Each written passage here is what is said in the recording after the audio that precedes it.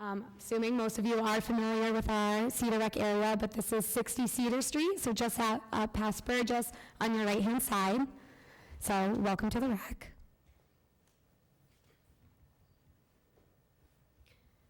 So our existing amenities at the recreation area include our town playground, our town beach, the athletic courts, and the public pavilion.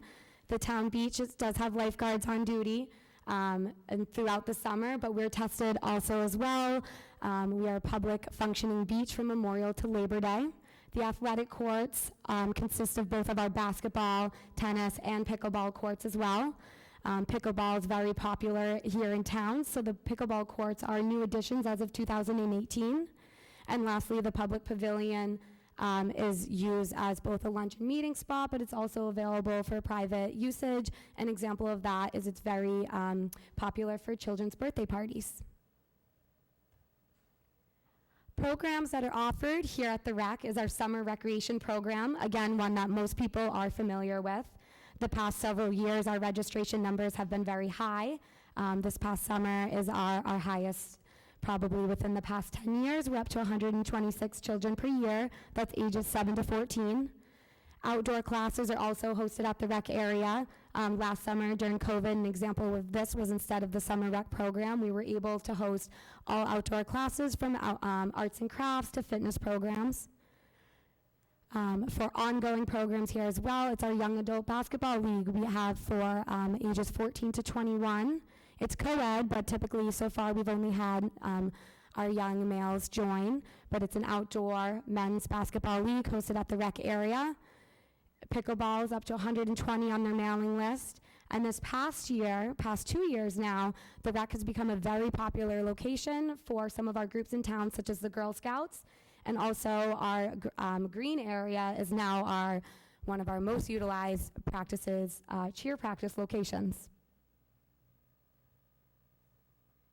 So for those who are not involved or as involved in our youth athletic community, fields in Sturbridge. This is very important because we have many that are not recreation controlled and that are district shared. So for town controlled, we have the fields that are found at Town Barn, that is 3 New Boston Road Extension. Here you have your softball field where the outfield is used for soccer, lacrosse, and then youth football and cheer practices, as well as your Little League baseball field. Our second location is Turner's Field, that's 529 Main Street. Here we have our unofficial Legion size baseball field that hosts the junior senior leagues, which is 15 to 19 and up. Again, the outfield here is used for lacrosse, youth football, and cheer, which is quite damaging on a baseball field, as you can imagine. The town of Sturbridge does not own or control one regulation-size multi-purpose field. This is very important. Youth soccer, football, cheer, lacrosse do not have one home field, and they must outsource for all of their games and majority of practices. So for out of recreation's control for our district fields, we do have 2 softball fields and 2 Little League fields at Burgess. The Tantasco Junior High has 2 multi-purpose, 1 softball, 1 Little League, and then Tantasco High School has their 4 multi-purpose and their softball.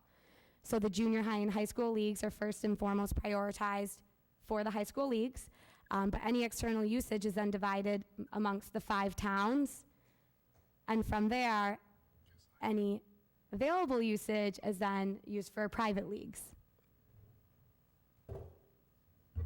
So for the 2.5 fields we have here in town, what does it mean? For our sports teams and numbers, most people tend to be shocked when we talk about having 1,700 youth athletes here in Sturbridge, but this number is growing every year. Our softball league is up to 130 participants.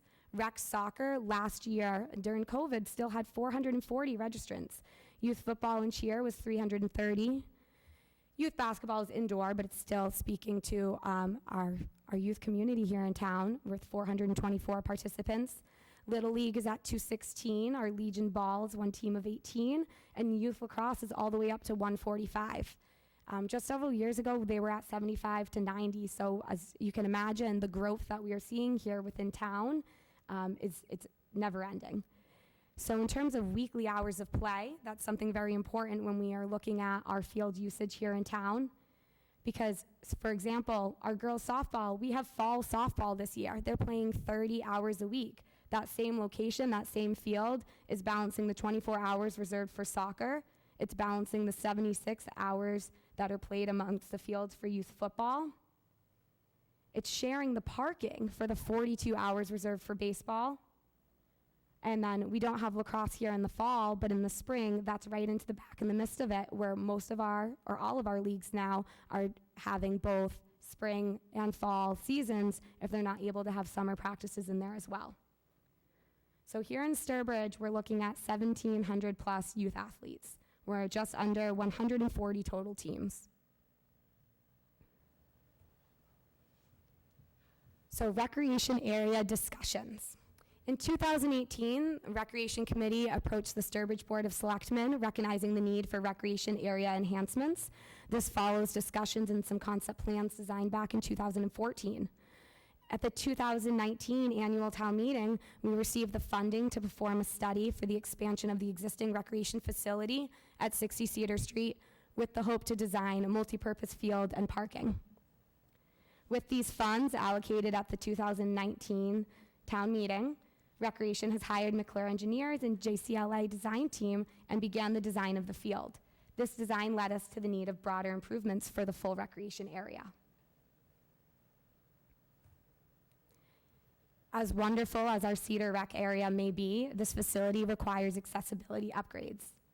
There is no ADA compliant parking or pathways on site. There are no sidewalks or crosswalks throughout the entire recreation area. Current parking along roadways and grass is not safe for rec area attendees or passing traffic. Safe and controlled parking is needed for the public park and all of its programs. There's no waterfront ADA compliant accessibility. The town playground requires an upgrade for ADA and safety measures. And as an existing recreation area, there is significant room for amenity improvements here as well. So now I would like to introduce Joe, our landscape architect here. We have Pete as well from McClure Engineering.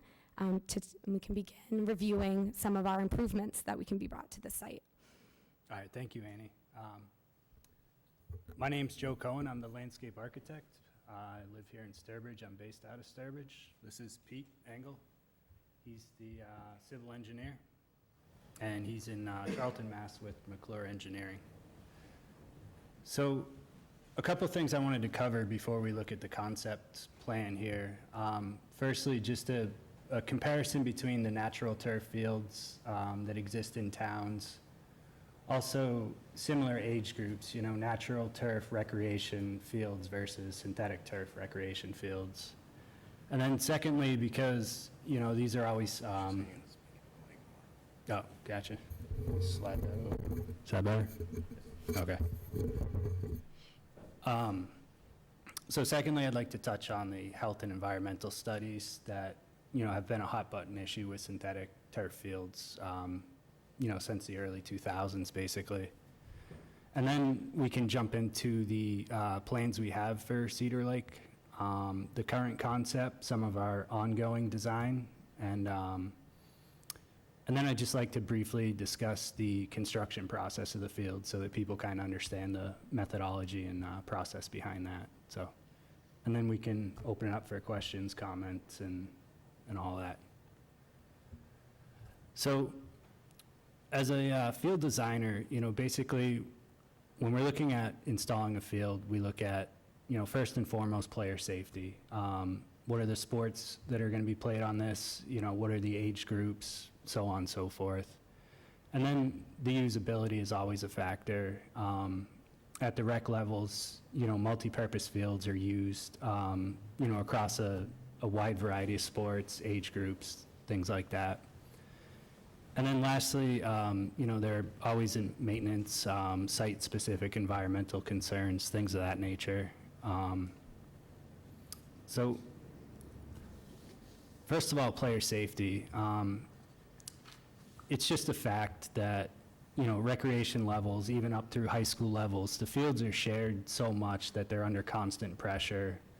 And natural turf fields are, you know, overused, which breaks down the grass. You know, it can lead to some serious health and safety issues. So as a designer, you know, a compacted field in a similar situation, we look at, you know, body and head impacts if a kid were to fall, or, you know, football if they get tackled, or, you know, things like that. And secondly, we look at biomechanical injuries, which, you know, as a kid turns, you know, is he going to sprain an ankle or stress a knee out, or, you know, whatever that is. So those are caused by shoe to surface interaction, which in a natural turf field, you know, is either thicker grass, a thinner grass, is there a bare spot, you know, so on and so forth there. So typically in a natural turf field, the weather is the driving component for, you know, some of those biomechanical injuries. If it had recently rained and, you know, there's a football game the night before, you know, where the soccer kid's gonna be more affected. You know, typically if there's younger kids on there, there's less damage to a field. If the older kids play, you know, they tend to have more of an impact. So with synthetic turf fields, there's a consistency that comes into play. You know, the carpet, the infill, the base material is all consistent throughout the entire field. These fields drain immediately, so you don't get any water puddling, buildup, you know, any mud spots, anything like that. And they don't degrade due to overuse. Typically, you get about 14 years out of a field. You know, nowadays it's 12 to 14 years out of a field before you have to consider, you know, replacing some of the carpet. And lastly, I think one of the better things about synthetic turf fields is that there are very stringent industry standards that these fields have to adhere to. They get tested immediately once they're built, before they're played on, and then they get tested typically once a year. And the two main tests, the head injury criterion, which we just call HIC, and GMAX is basically, you know, what are these fields going to be like if somebody falls on them? Head injury is obviously, you know, what's somebody's head going to do if it bounces off the ground here. GMAX is more, you know, what's a body going to do if it falls on there? So, you know, you can really tailor a field experience to the level of play, the speed of play, and, you know, kind of cater it to those age groups. So at a rec level, the other thing we try to do here is maximize usability. You know, this isn't Gillette Stadium that's going to be played on once a week. This is something that's going to more or less have constant pressure.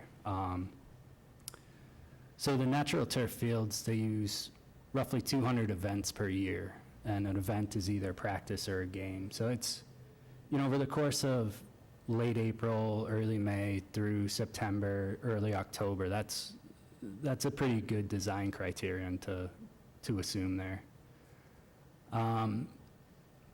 Excuse me, that was for natural turf there. The other concerns there with usability are the fields are closed often for fertilizing, mowing, aeration, whatever it is. And then technically these fields need to rest in between uses so the grass can recover. They're not ever really maintenance and environmental concerns. Some of these overlap that, you know, natural turf fields, you require mowing weekly, sometimes bi-weekly. Aeration, fertilizers, irrigation, you know, is a big issue. Some of these fields are upwards of 60,000 gallons a year in just watering. With synthetic turf, the typical maintenance is every 100 years they run a big brush over to lift the infill back up to avoid compaction. And then, you know, typically once a year, maybe once every 2 years, they top dress the field, you know, just to make sure the surface is wearing evenly.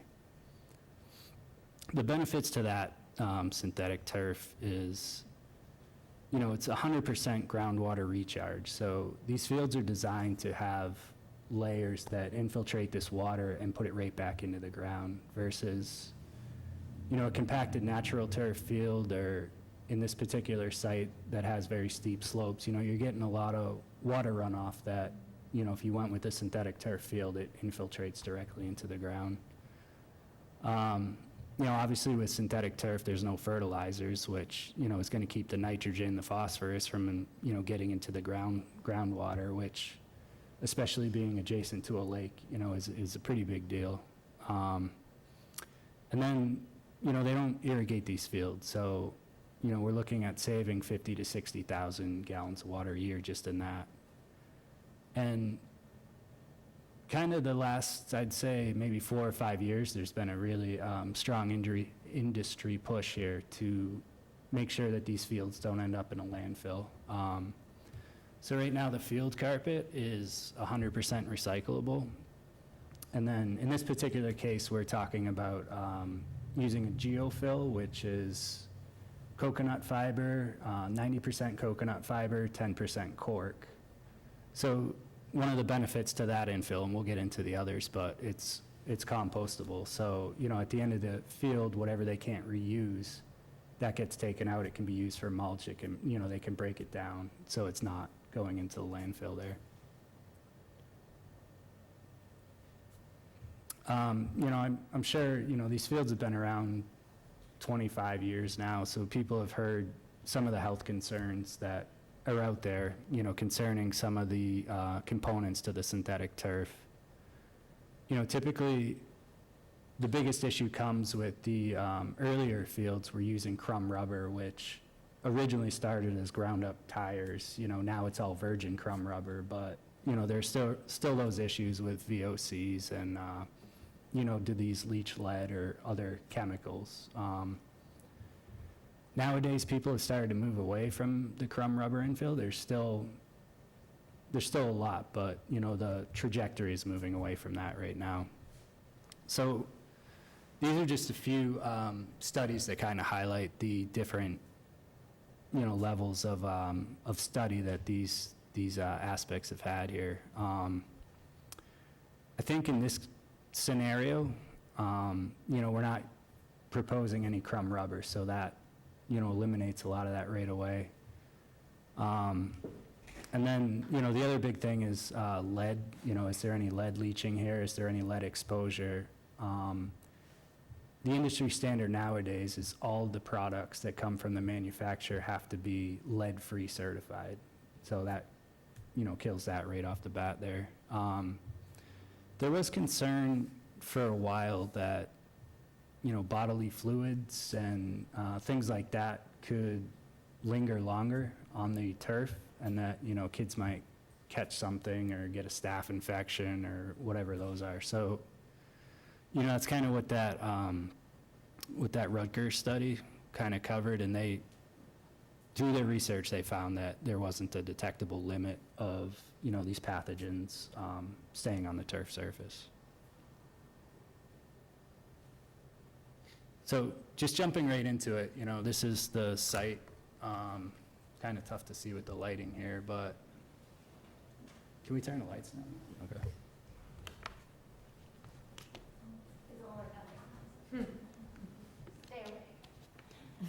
Oh, excellent.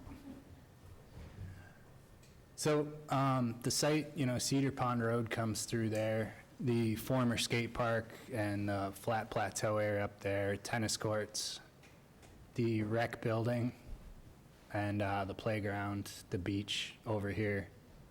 So, I think everyone here is fairly familiar with the site, but some of the interesting characteristics here is that, once we had it surveyed, you start to see is the elevation across the street is roughly 592 in this space.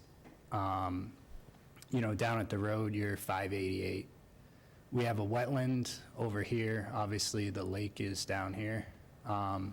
So there's a lot of permitting concerns here that, there's a 200-foot jurisdictional buffer for conservation, the 100-foot wetland buffer, and then we have a 50-foot no-build line that the town imposes there. So it kind of, really starts to form the site that we can work with here. The topography, we've touched on the low points here, and we have one here. And then we have this soccer cleat-shaped ridge that kind of goes through the middle of the site. So that puts us up around elevation 610 through this area. So, there's considerable grade to deal with on this site.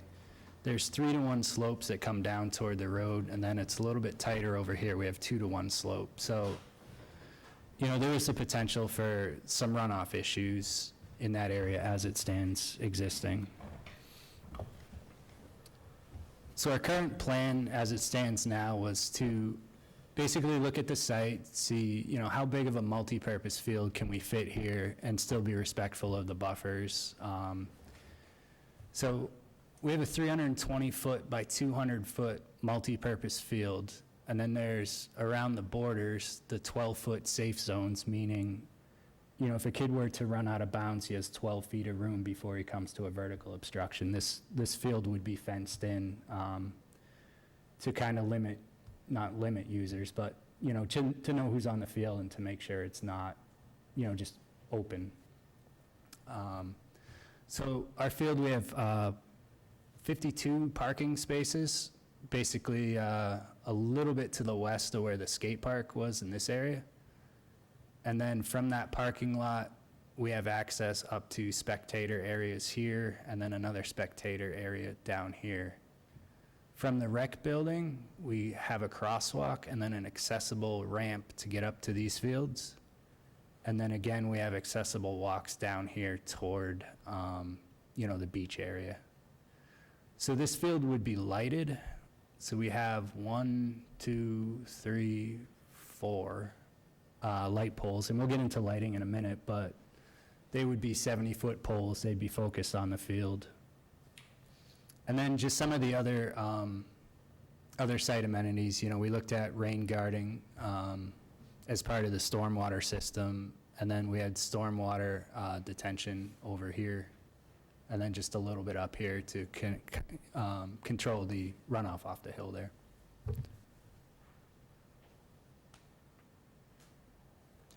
So at this point in our design, moving forward, we're looking at some other improvements that we know need to be factored into this design. We haven't worked out all the details yet, but they're in the works here. So firstly, and probably most importantly, is to avoid traffic getting into this neighborhood. Let's put a roundabout here. So, we can have limited access to that area, but the majority of people are going to circle around, go into the parking lot, or circle around to drop their kid off. As part of that, we have to look at some road widening up on the Cedar Pond Road up here. Currently, there's an issue with people parking, parallel parking alongside the road, so part of the design intent there is to limit that, or to remove it altogether. As part of the roundabout and roadwork improvements, we would also look at some sidewalk improvements as well. Other things we're currently working on is the parking lot lighting, as well as some of the field lighting, and we'll get into that in a moment. And then we're also working on some site amenities, some sun shelters, benches, receptacles and that kind of thing. So field lighting, I know this is, always a hot topic here, and rightfully so. But for a recreation level sport, and up to junior high school, the industry standard is 30-foot candles on the playing surface. So this is a photometric study which basically says, based off of those 4 light poles that are 70 feet tall, we have 30 LED fixtures, what kind of light is this putting on the field? So you can see it's fairly low-level light. To kind of give you a comparison, Tantascwa on their main field, they're up at, I believe it's 50 to 55-foot candles.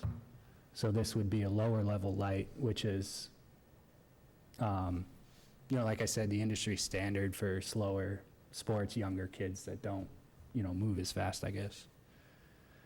As part of that initial lighting study, we looked at lighting the parking area from those light poles, those 70-foot light poles, but, quickly into that, and talking with the town, that seemed to be a course of action we didn't want to pursue. So currently, we're going to look at some lighting standards within the parking, but the main take-home point of this slide is our lighting cutoff is going to be directly on the edge of parking, meaning that no light will spill out over past that.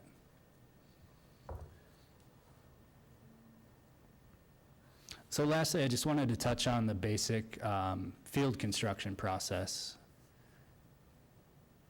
In 90% of field cases, and certainly this one, the first step is you remove the vegetation and the topsoils down to, the design subgrade. From there, they come in and they set a concrete anchor curb, which in this section you can kind of see there, and that's what the turf adheres to kind of keep it taut and to keep it down. After they have those curbs installed, they can come in, they put the lateral drains, which run alongside the long edges of the field. And then from there, they install the subgrade, which is a open graded stone, which is used to draw the water off of the field. And that is laser graded by machine there at 0.5% pitch. So, for all intents and purposes, flat. Flat panel drainage pipes are installed every 20 and 30 feet, running across the short end of the field there, the short direction of the field. And then those are connected to those lateral pipe drains there. So in the event of a storm that won't infiltrate immediately, then this water's controlled. It's not going to rise up through the field. Once they have the drainage stone in, the shock pad is installed, so that's the lower layer. So from the shock, after the shock pad is installed, the turf carpet is rolled out. They attach that to the curb anchor, so there's little screws that do that, and it's also glued in place. And then they install the infill, so that's brought in giant sacks. They put it in this machine and kind of spread it out, and then brush it into the turf. And then at that point, they conduct the field testing, which is the GMAX testing, the head injury criterion there. And once those are deemed acceptable, the field is open and kids can start playing on it. So lastly, we started to look at some of the cost. At this point, we are still in a conceptual stage, so this is just a draft potential cost for this project. I think as we move along a little bit further, we can refine these costs. And Annie, do you want to speak to this? Sure. So especially in the past week, we've been kind of internally reviewing our cost. So there's a couple of big things to point here. First and foremost, we expect the 5.4 presented in front of you tonight to be the highest number that you will be seeing. But most importantly, and something that you see quite often with the recreation field projects, is the contribution we request from CPC. CPC was having an additional meeting on this Thursday evening. Within the next 2 weeks, we'll know for sure what, if any, CPC will be contributing to the project.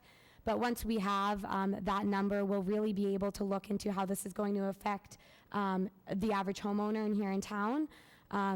Basically down to the penny, we'll be able to give you an approximate number of annual based off of, it's always based off of the average homeowner. 2 more points here is we also will be applying or are applying for the Municipal Americans with Disabilities Act. That's the ADA Improvement Grant. So far, it looks as though we'll be able to receive up to 250, and we have 375 on this project is ADA improvements. And then quite importantly to note is any additional applicable grants will be applied for once the site plan is completed and the project is grant ready. It's quite hard sometimes where we are to be looking at grants or future grants that can come when we do not have the completed site plan. And obviously getting that completed site plan is part of the project cost that's in front of you tonight. So on the town website, if you go to government, under recreation, we have 2 spots directing you to the same page of information.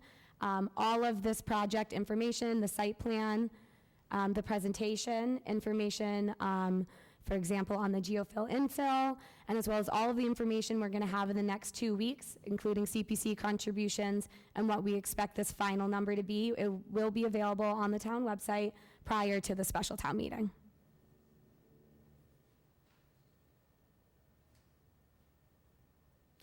All right, so I guess at this point, we can open up for questions or comments. So that's Sure. We need to hear your concerns, but we also want to work with you. We really need this to go forward. You can tell by the amount of athletes that we have that we need a field, and this is just the start of it. So I'm hoping that you'll see our side of it, and we're doing this for the kids.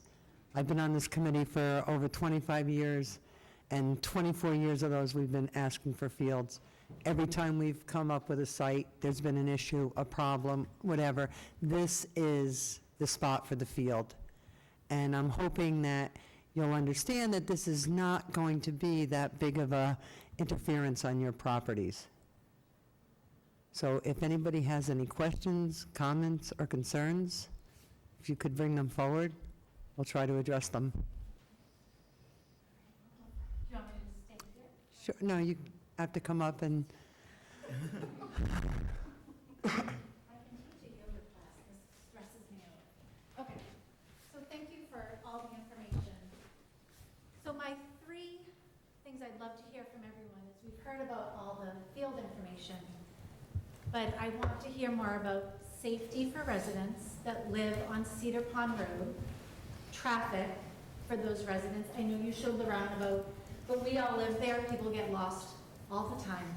So a roundabout is lovely in concept, but doesn't necessarily mean that people are going to follow.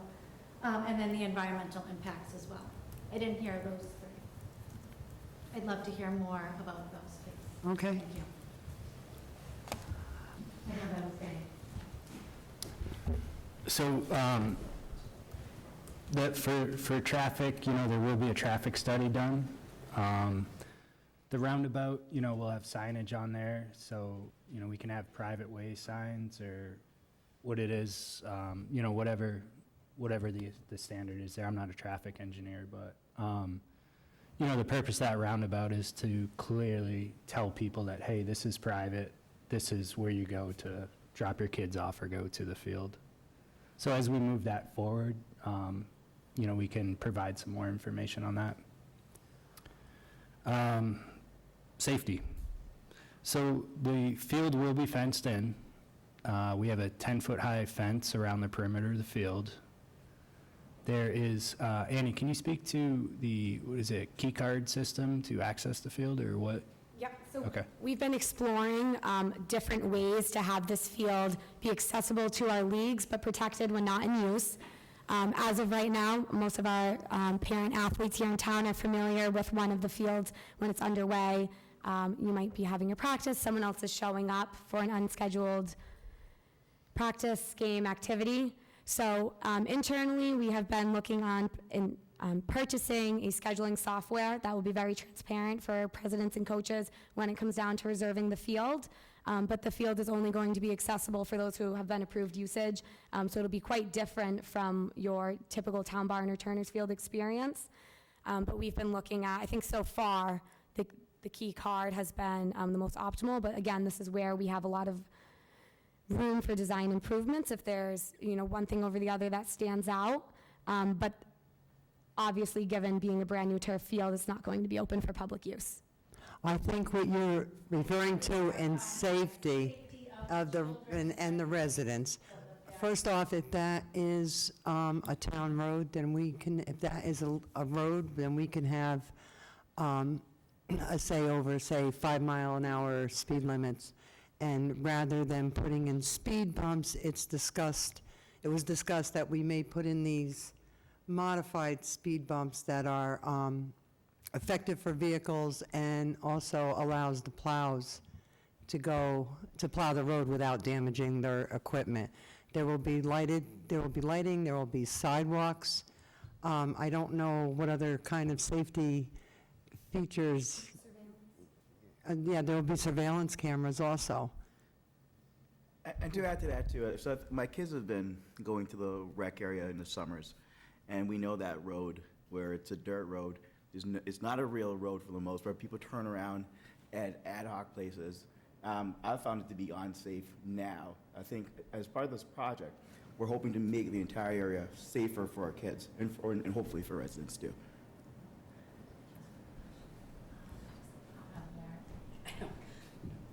So I just want to bring attention to, oh God, I'm really short.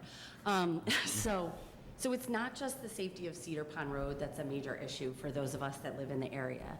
The increased traffic to Cedar Street, which is an absolute hazard when you live off of it, is really very concerning for those of us that live there. People travel at a very high rate of speed. There's multiple signs on that street that talk about hidden driveways, blind driveways. People travel well over the 30 miles per hour that's marked. I literally take my life into my hands every time pulling off of Karen Road to get onto Cedar Street. And then even worse, certain times of year, which that field probably won't be used in the winter as much, but like the snow piled up. So Cedar Street, it's a real concern. Our kids get the bus at the corner of Cedar and Karen Road, and I have to stay down there because we cannot, the buses don't come down our road because it's a private road, and so all of our bus stops are on Cedar Street. So the increased traffic, and I have 3 kids in this town that play multiple sports in this town, and I go to Turner Field every night. My husband's doing it tonight to pick up for football. There are 3 teams that practice there.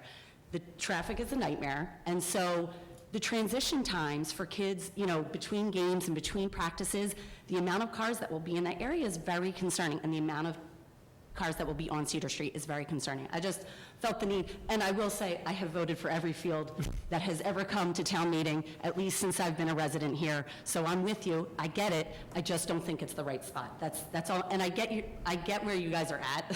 So I feel the pain because I voted for all those things and hoped my kids were going to be able to take advantage of it, and now they're going to age out and they won't. But I would still support it in the right spot. It's just for me isn't the right spot. Okay, but I think that almost any road that is traveled frequently, there's a traffic issue. Okay, I live off of New Boston Road. Have you ever pulled out a New Boston Road onto Route 20? Okay, so if you think you take your life into your hands on Cedar Street, 20, they're going 60, 65 miles an hour. I don't anticipate this to be a Brimfield flea market where you're going to have like thousands and thousands of cars. And if there's a concern with speed limits, that's the police department's issue, okay?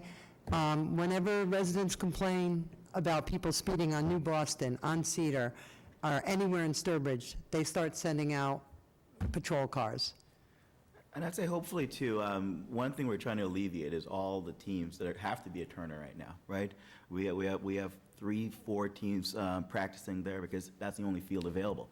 So we're hoping to have other possibilities. And if it's under our care, we can monitor, the recreation committee or the recreation director can monitor how many people are using the field at that certain time, making sure we're not going to have 100 people coming in. We only have 52 parking spaces. So we'll be able to cater that to ensure, hopefully ensure that it will be safe and we won't be dealing with that much traffic going through.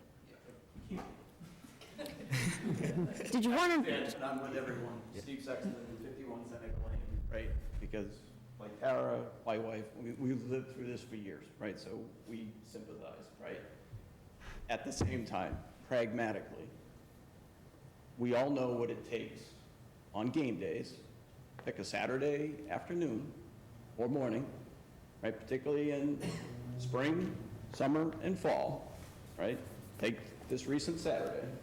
We got 4 of Babe's Lawn Care trucks on Cedar Street, right? Mowing lawns, doing all that good stuff, right? People zipping down, traffic's already backed up 10, 15 cars because of it.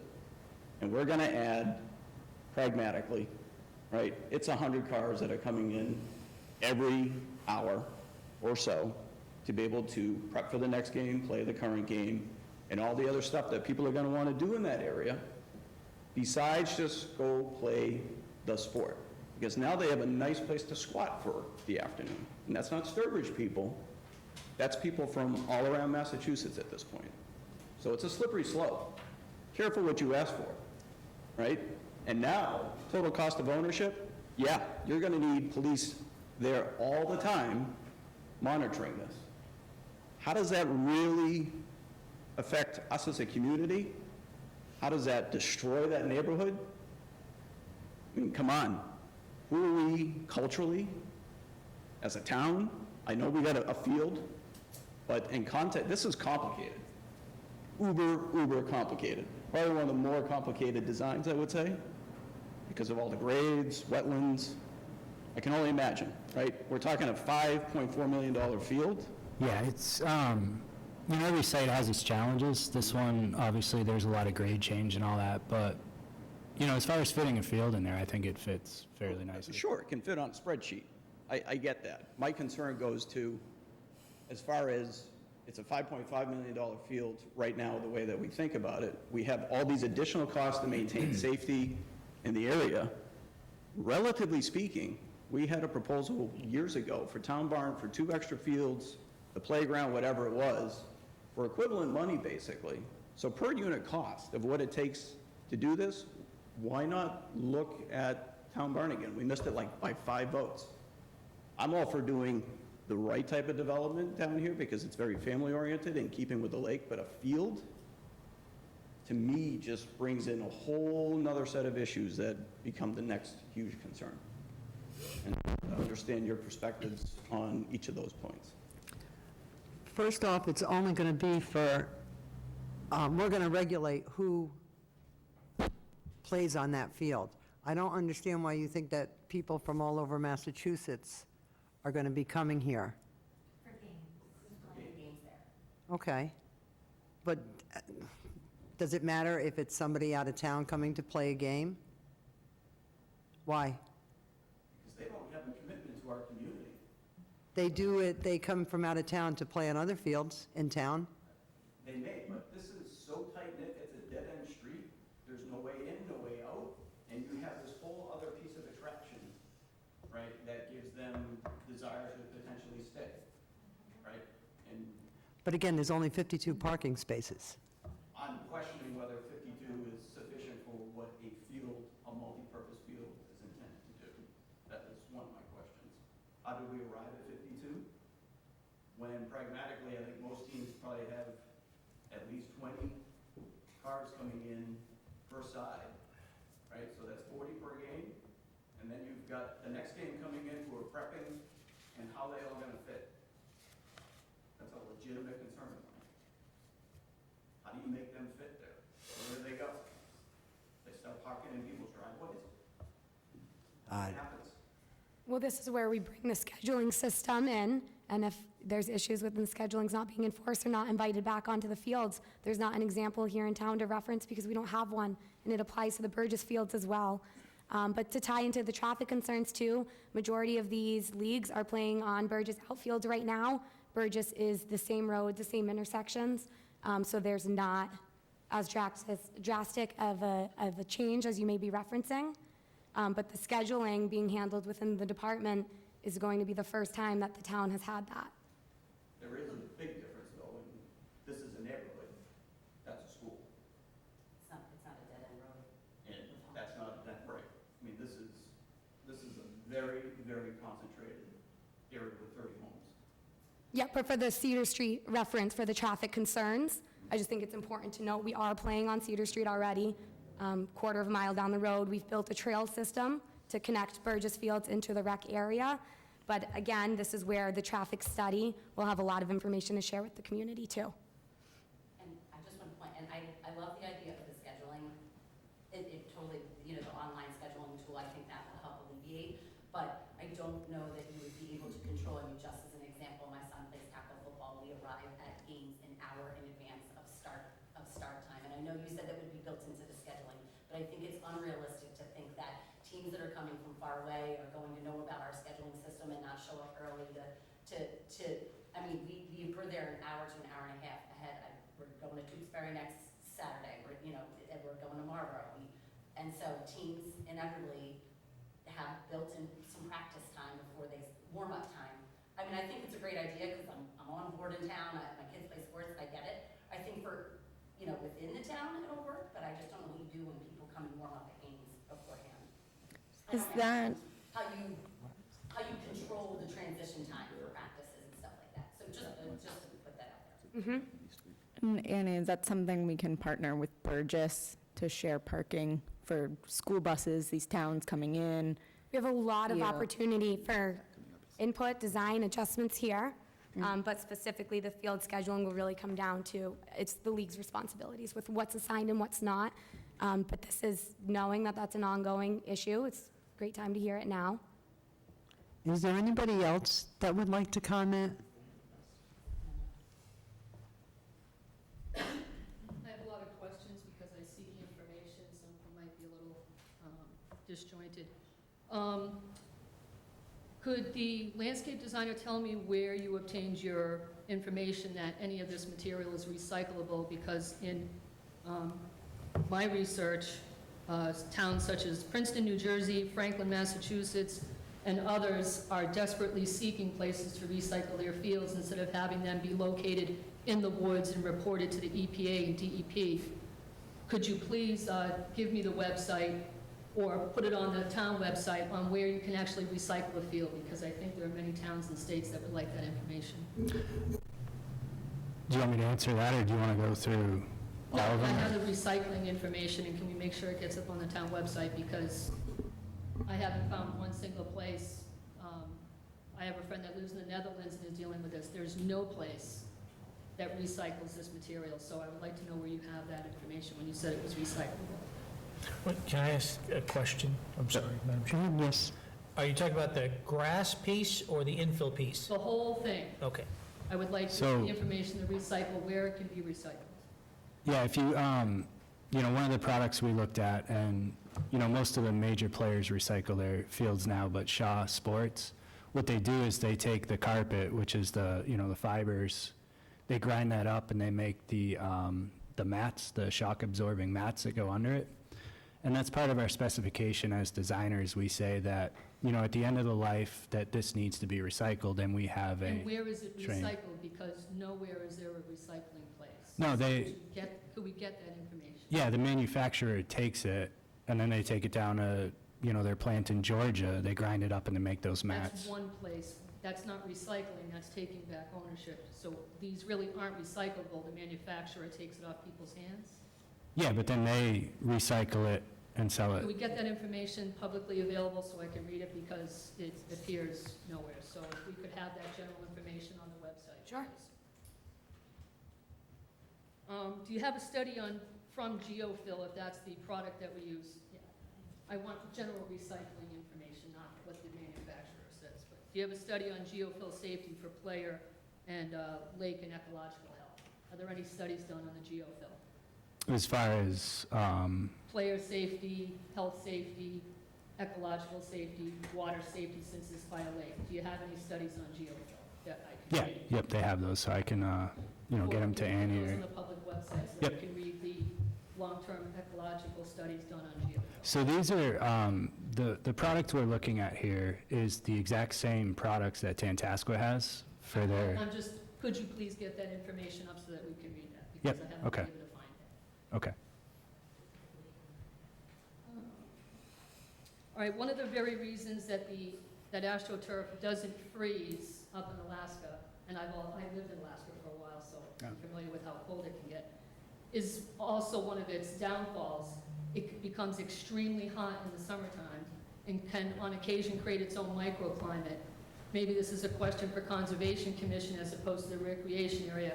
If it is going to heat up that area across from the lake, that because the cove also has so little water movement, is already very susceptible to cyanoa bacteria breakouts. Where and how can we find out what this extreme heat on the fields is going to do to this very fragile part of Cedar Lake? Where can we get an answer on that? Are you looking for answers now, or what? So some information for the geofill FAQ, or I don't know, Joe, if you want to speak to this. Yep, so there's some information that we already have on the website about how much cooler this fill, the geofill, plays, but I'm not sure if you want to expand on that now, or if it's more of what we'll upload after. Yeah, so, I've read the geofill, as opposed to reaching temperatures of 164 Fahrenheit, it can be brought down to about 110 Fahrenheit. Yeah, they typically play, 40 degrees cooler. So 110 Fahrenheit parking lot and field right across from a cove that has very little water movement and is already fragile. What is that field and that parking lot going to do to the health of the lake, particularly the cove where it's the one town beach? So I'd you, like to have that answered by someone other, with all due respect, a landscape architect. I would like to hear that from the Conservation Commission or some other specialist, so that we know what we're getting and what it could do to the lake.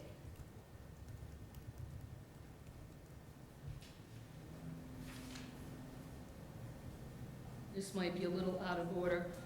To tag on to what Steve said, with people coming from out of town to play our teams there at the field, they're going to see how wonderful Cedar Lake is. I know this past year, and particularly last year during COVID, there was a huge increase in the amount of folks that were using the area. It was actually very nice to see. My question is, as we invite more and more people to see this wonderful town asset we have, would the recreation department in the town implement a sticker system so that only town residents would use that recreation area, but for the time that they're playing on the field? Right now, I don't know if we can limit that. Other towns have sticker systems, so would this town do? We would definitely consider it, and we could look into that. A lot of this would be done during the design phase, and we would work with people to try and work this out so it's beneficial to all of us. Right, would you consider time limits on the field, for example, no play on Sundays? Having the scheduling in our hands makes us able to speak with the community, speak with the leagues. That's going to be something that the board needs to vote on, but that's also something that the leagues will need to present if scheduling is even possible for the no play on Sunday. That's a request that the rec committee gets every so often, but nothing we will ever be able to address until we have adequate playing fields.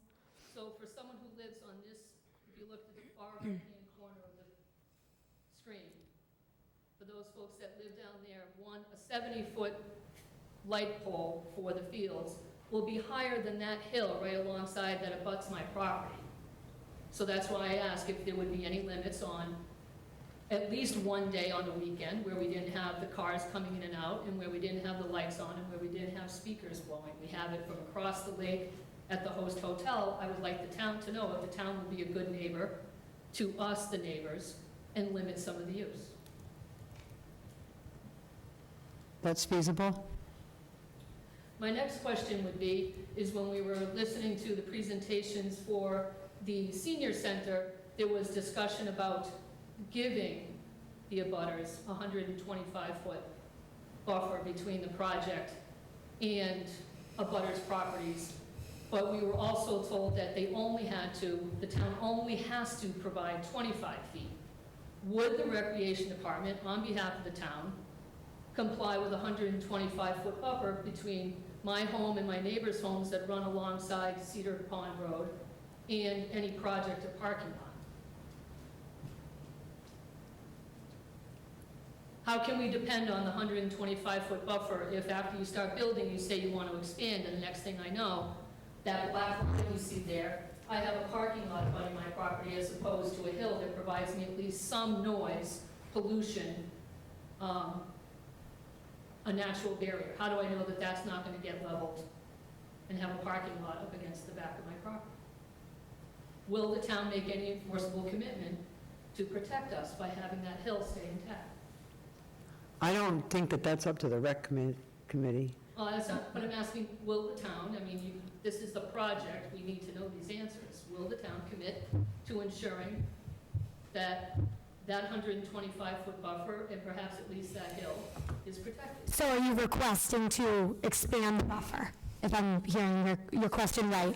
That it's an enforceable buffer, that after the project is built, you decide you want to expand, and then, well, we only have to give you 25 feet. Sure. So now we're just going to bulldoze the hill. So if we acquiesce, if we work to negotiate, and then we find out 10 years from now, well, we need more room, so sorry. Can you institute an enforceable agreement with the neighbors, particularly on that hill, because we're the ones that are going to bear the brunt of the light. A 70-foot pole is still going to shine into my house. I still see the light from the basketball courts, and I'm around the corner. Just out of curiosity, how far is that right now? It's about 100 feet. I have no idea, so that's what I'm asking. Jeff, do you want to answer that? If I could, Madam Chair? Yes. One of the elements to this project is the platting of 60 and 70 Cedar Streets, or at least 60 Cedar Street. We're using a little bit of 70, so whether we do a full-blown plat on that or just some piece of it. But that would be, your request for that buffer would be handled in the platting phase. That way we could put, if there is an agreement to do something like that, we could put it on the plat, we could make those commitments and record that with the town. That's the appropriate stage to make those commitments. Would you consider selling that so that we can be sure that that doesn't get touched? You know, the town just can't sell property to a neighbor, there's a process. I think, Would the town consider that? I don't know, because the town is not me, it's not this board. Okay, the town is the Board of Selectmen, it's town meeting, it's all those other things. But the appropriate, not that it's inappropriate here, those comments are all valid, but for those commitments on setbacks, for those commitments on green space and all that, the platting process before the planning board is really where that nuts and bolts takes place. Well, my neighbors and I will submit our request to purchase that tomorrow, because I'm not really feeling that we can, with all due respect, trust the town to not change its mind later on, given the unfortunate history of buying the Plymouth property and the Shepherd property for fields, and then we can't use it. And I feel like if this was such an excellent piece of property for the fields, this field might have been built 10 years ago, instead of coming up now after we've spent over $1 million on other places to build fields and we haven't done it. So now we're kind of like stuck with this place alongside a very fragile lake and on a dead-end road.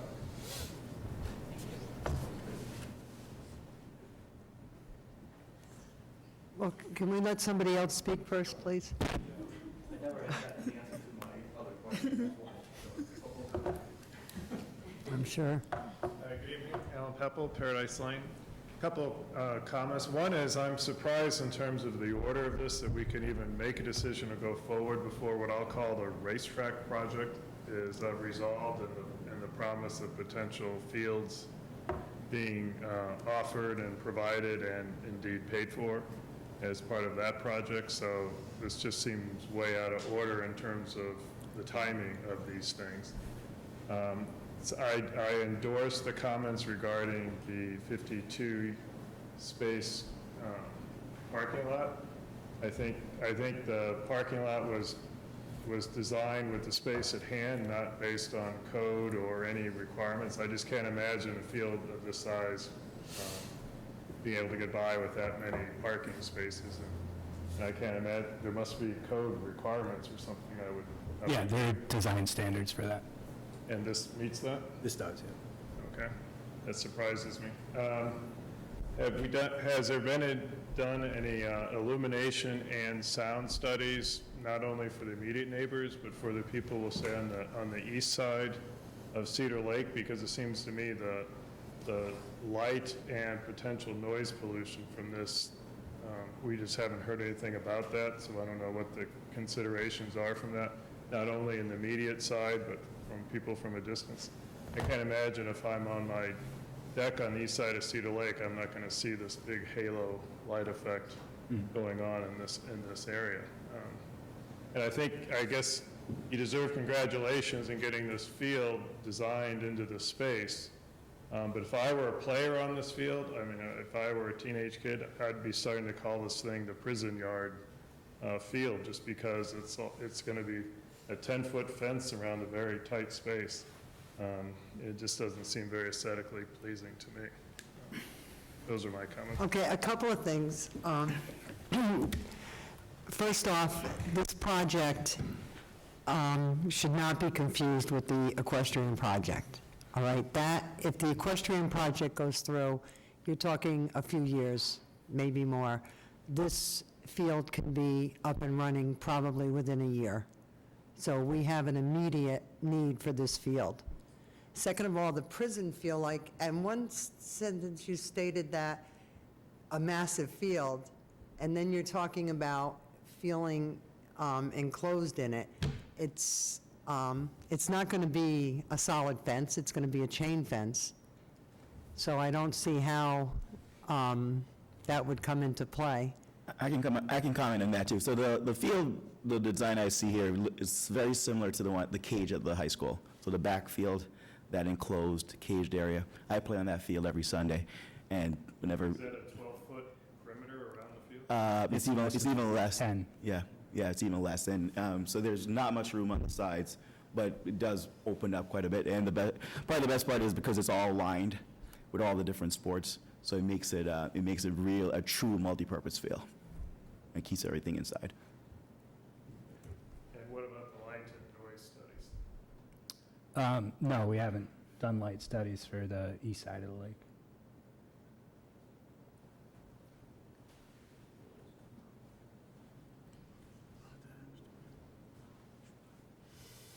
So this picture on the right side is the cage field that was just referenced. Our design is similar to that, but we allow for a larger safe zone on the outside there. Corey Catone, 1 Cedar Pond Road. I have a couple of questions. One, my kids, one of them cheers. I don't have a lot in that play sports. So I don't know what a typical schedule would look like for a field like this on Monday, Tuesday, Wednesday, Thursday, Friday, Saturday, Sunday. Can anyone speak to that? What a typical schedule would look like? So I can know how many cars I would be expecting when I come home. Yes, you do have a parking lot. However, most people are going to park on the side of the road, even though there is a parking lot. So can anyone speak to what a schedule would look like? Well, your schedule will be after school hours, and then through evening. Right now, we're dawn to dusk on weekends. We're through dusk until weeknights. That will be adjusted with the lighting, but again, it's weeknights for youth, children. I'm forgetting your second question as I go. It was just basically about the schedule. The curbing on the road, you won't be able to park alongside the road, so that's a significant portion of the project by redirecting them to the parking lot. But you're going to have your typical afternoon usage, similar to the cheer style now. As of right now, there is a curb on the road, on the right side of the road, that says no parking, and people do park there every day to go to the beach, because they do not want to park in the parking lot to walk to the area. That's number quite one. different from the sidewalks and the curbing proposed in the project. Do you have any monies put aside for all this road work, the sidewalk? You talk about sidewalks, but you don't talk about the widening of the roads that we're going to need for any ambulance or fire trucks to come down. Do you have money allotted for that in your $5.4 million? So we've touched upon the roadway improvements that are needed. That's widening the road as well as the the sidewalks. That comes from the Chapter 90 funding. That's an action item through Board of Selectmen. Okay. And my other question is, you don't talk anything about any facilities for people to use, the bathrooms. So right now you have bathrooms that are in the pavilion, but they are never open for anyone to use. You guys bring in a porta potty to use during the summer. So what are people going to do during game day for facilities? The bathrooms are open with any reservations. They're not open for public use. So it'd all be coordinated in with the scheduling system. So who comes down and opens the bathrooms then? Myself. You. All right, so you're going to be there 7 days a week to open and close the bathrooms? I am right now, but it's all part of the scheduling system. So it'd be a part of a plan. All right, and do you have police that are going to be policing this? Because as we know, there's definitely vandalism that's taking place, even though you have cameras. So are you going to have more police activity down the road? If it's needed, if there's complaints, if there's needed. You know, you talk about this fenced-in area. When we had the skate park, it was fenced in as well, and the kids were cutting the fence to get in. So I'm not sure how we're going to handle that. Well, again, we'll have more security cameras than we do now. And that will identify people that are, if they decide to vandalize it, we'll be able to take action on it. All right, thank you. Oh, here we go. I'm sorry, I found my other two questions.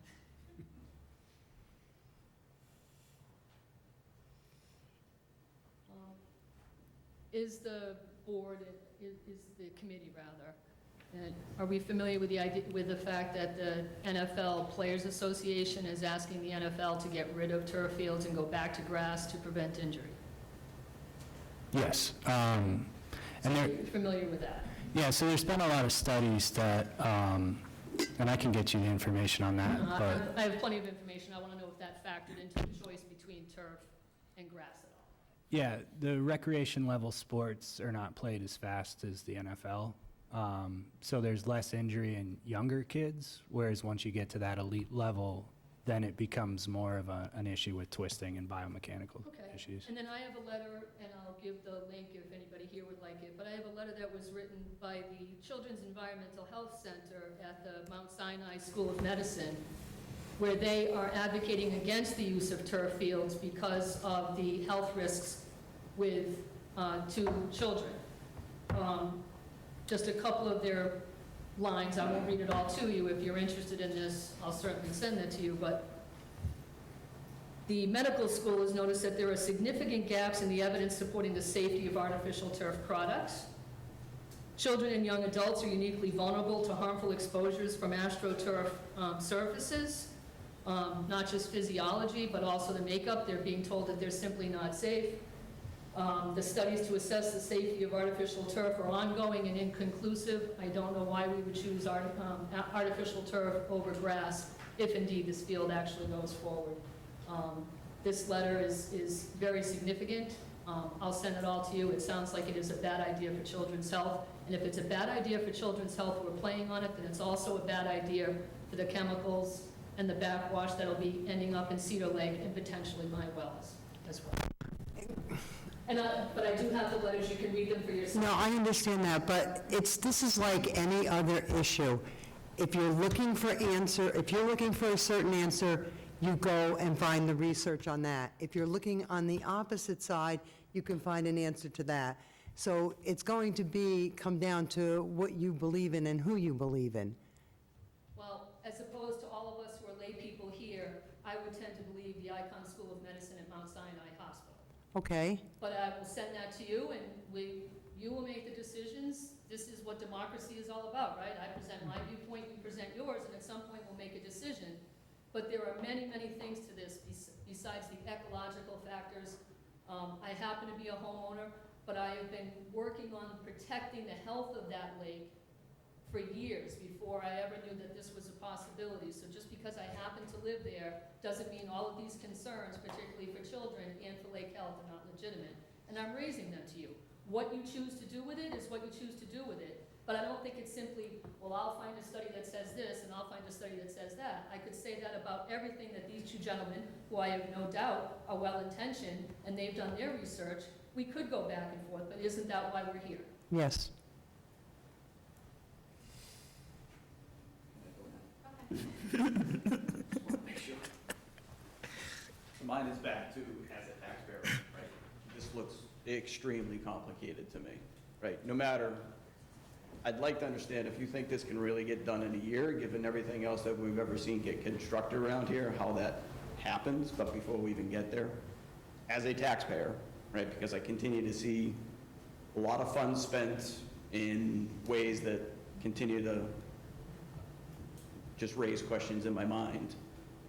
Relatively speaking, for the amount of money that this potentially costs, right, and all the other total cost of ownership issues that aren't in that number, relative to, again, an alternative like a town barn where per unit for fields, which we were that close, which we have designs for, I mean, we're like ready to go. Refresh it, clear the dust off, wipe it. Why not go back there versus try to do something so gargantuan in such a tight space here? We need town barn for expansion of the DPW facility. Okay. I wasn't here before. But we need to And we already addressed we the need to add traffic buildings, concerns storage, there. and bus driver, and bus accommodations at DPW. We have one barn.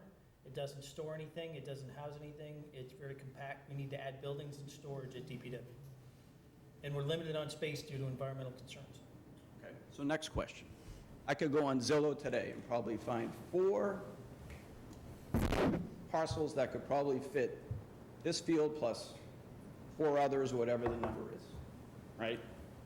And it's a rounding error to go get that land from a dollar standpoint relative to a 5, 7, 8, whatever this thing becomes.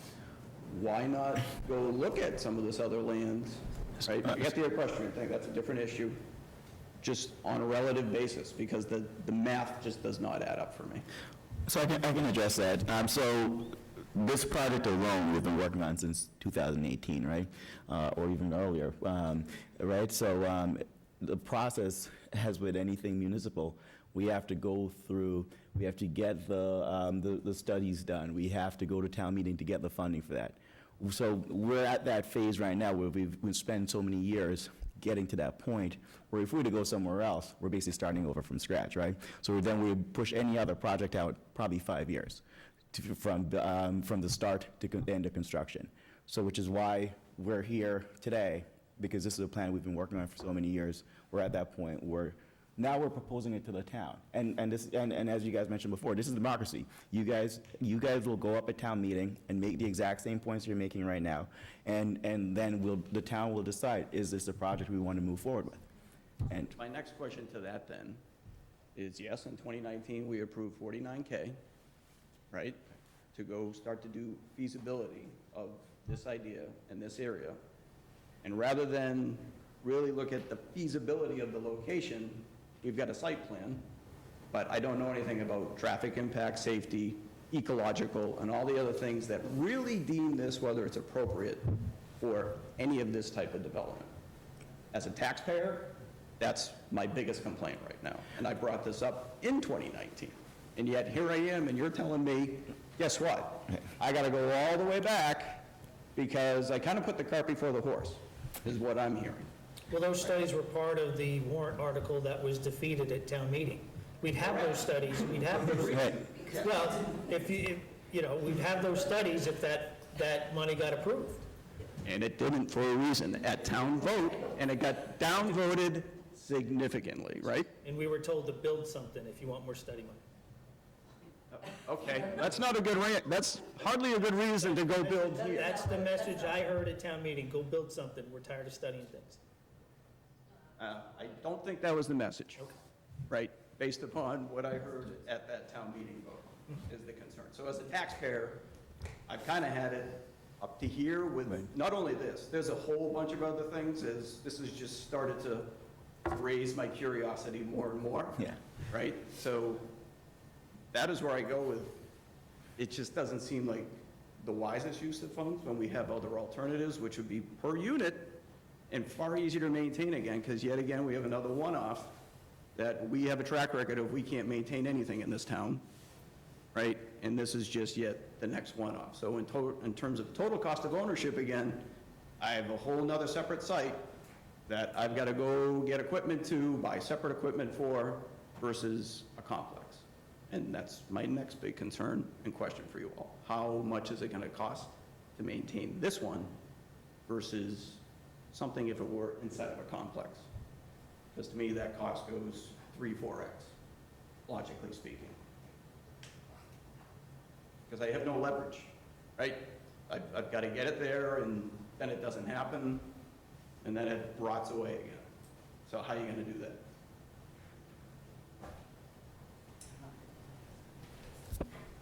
Oh, she was, I'm sorry, Pat was next. You didn't answer my question, so I would like an answer.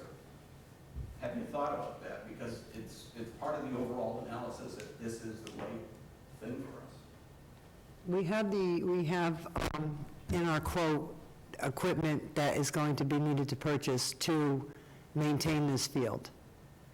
And I don't believe that the maintenance involved in this field is as extensive as a natural turf field. Okay, well, the skate park should have been maintained as well, and we know it has. The skate park, way back when that skate park went in, there were residents in town that wanted it very, very badly. And they made a commitment that they would maintain it, that it would all be on a volunteer level. And then after, I don't know, maybe 3 or 4 years, the interest in it waned, and they said, okay, here you go, Park and Rec, you deal with it. And we backed them because it was their commitment that they were going to maintain that? Yeah, so even the fields we currently own, right, the fields at Town Barn, typically the leagues will take care of it. So the Little League field, Sturbridge Little League maintains that field for the most part. Right now, we're depending on DPW to do some mowing for us, but we do all the fertilization, we do all, if there's repairs to be made on that field, the league typically takes care of that. Softball, kind of doing the same thing too. So most of the times, we have one recreation director, right? And she works in conjunction with the DPW to do a lot of the work that we need to maintain the fields and the different complexes we have in town. But in the end, we do depend heavily on volunteers to help with the maintenance of all the fields that we currently have. Clearly a big issue, Right, right. Which is part of the reason why we need this field. Correct. Because we haven't maintained what we have, Right. which is a little tough pill to swallow. But maintenance and rest should also be kind of clarified here when we've had fields in town that have not been rested for 40-plus years. We can only maintain a dirt field for so long. We even have fields at Burgess that were put in 4 or 5 years ago, which are now rotten, right? Yep, and that's why they're pulling for rest. Yep, the overuse here is very significant. It's not overuse, it's neglect. A little bit of both. A little bit of both, I would say. I go by there all the time, Katie, and there's not a soul out there. Yeah, right? yeah, but again, it's not under our jurisdiction, right? They're the ones who typically maintain those, right? Yeah. My broader question Yeah. around that too is we have a governance issue, right? Allocation and usage, which is within town and also with the surrounding towns, because that's why no one thinks we have fields. And I'm all for the Right, right field again, right, but right. we're kind of pigeonholed into a far from ideal location when we have many other locations, and I just heard from you that, well, we need to do this because this is the path we went down, and to go back only slows us down further. That doesn't sit so well with me, right? That means we kind of didn't think about where we were going with it before. No, I'm saying that we were thoughtful when we started this process, and we've been going along with it for the past couple of years, and now we've gotten to this point. I'm not saying that we didn't think through where we wanted to go. This was, when we identified after the Town Barn project failed, we thought as a committee, where would be the next ideal location for a field, and that's what we've been proposing for the past couple of years. I still struggle knowing that we missed that vote by literally like 5 votes. Why we just then go back the next time and market it better? That was long before That was Shepherd our Parson. town administrator now was saying we gotta use DPW land and stuff. That's the first time I've heard of that, right? But it's a major head scratcher, is it not? When we had designs done and everything else. At the time, To end up here as our next best alternative.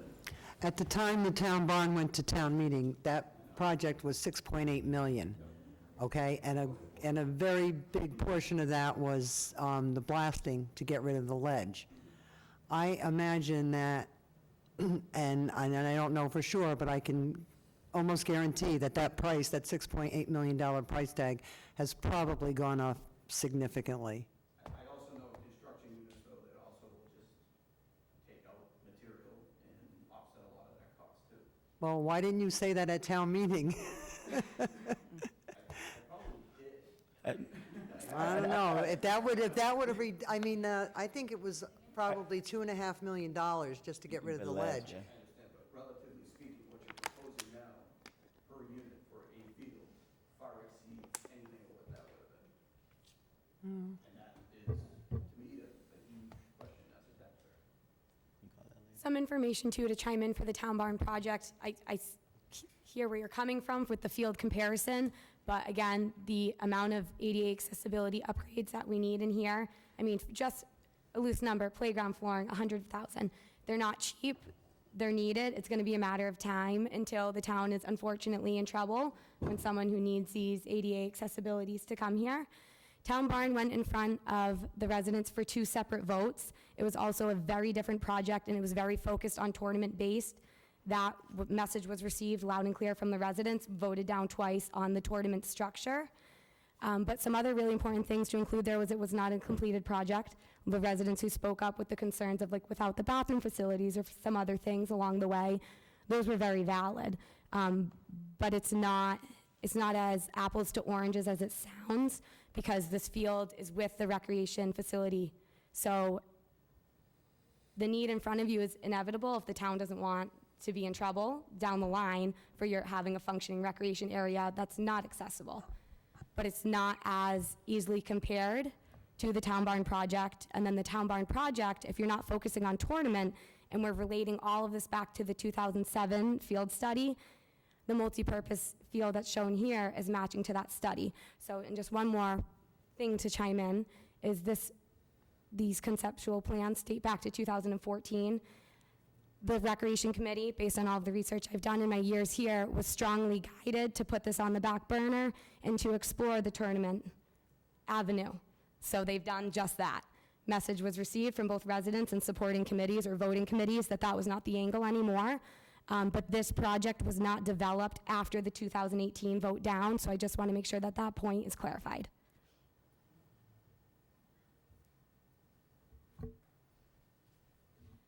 Hi, my name's Pat Jesnak. I'm on 12 Cedar Lake Drive, and like everyone else here, I'm pretty much concerned about traffic because I live right in that neighborhood. There used to be a lot of ball games going on at the ball field, at the school, the lower field, and people do park right along because I wouldn't even be able to get out of my driveway because they would park right on the street. We asked the police many times, can they control this, can they take care of that? We kind of got, a blind eye. It's like no one cared about anything. We would ask people, the teams, the parents would come, they'd park there, and it was just a mess. Until Burgess changed things around a little bit and made a parking area up above. It did help alleviate that. But the trash and everything like that that's left from everybody that comes, that gets dropped, you've seen it at the skate park in the past. I've seen the destruction to the skate park, and it is a mess. People leave their litter, everything all over the place. It's disgusting. Who's gonna clean up all the trash and everything that's there, that's left behind? Who's gonna clean the bathroom facilities and make sure that those are maintained and not vandalized when people are in there? And kids, like teenagers or whatever, hanging out in there. The other thing is, we've had problems with a lot of kids in our neighborhood recently. We had to recently put a ring system in because we had kids coming up and down the street, taunting and just, throwing trash and that sort of thing. Traffic is another big concern. Just me getting off from Cedar Street to Cedar Pond Road to my road. If you're gonna have people coming and going and dropping kids off and parking there, and not everyone parks, there's people dropping kids off. I've had kids that played sports. I'm all for it. Field is needed. It's just too tight there, and I think the environmental impact on the lake is really of a high concern for me. I just don't get by tearing down a hill and where all that water is gonna go. I know all the work I had to do to put my house in when we did a renovation near the lake, and we went through hell and high water to get that done. So this is a much larger scope. Drainage is already a sewer in the road that, water drains on the road. That road already puddles up. So where's all the extra water gonna go that goes into the street? Maybe that's in your plan to, take care of that, but that already goes underneath and into the lake. So I just see a lot of problems here: traffic, environmental, safety, and trash. Do you want to speak to the stormwater? So as far as drainage is concerned, this project is within both planning board and conservation jurisdiction.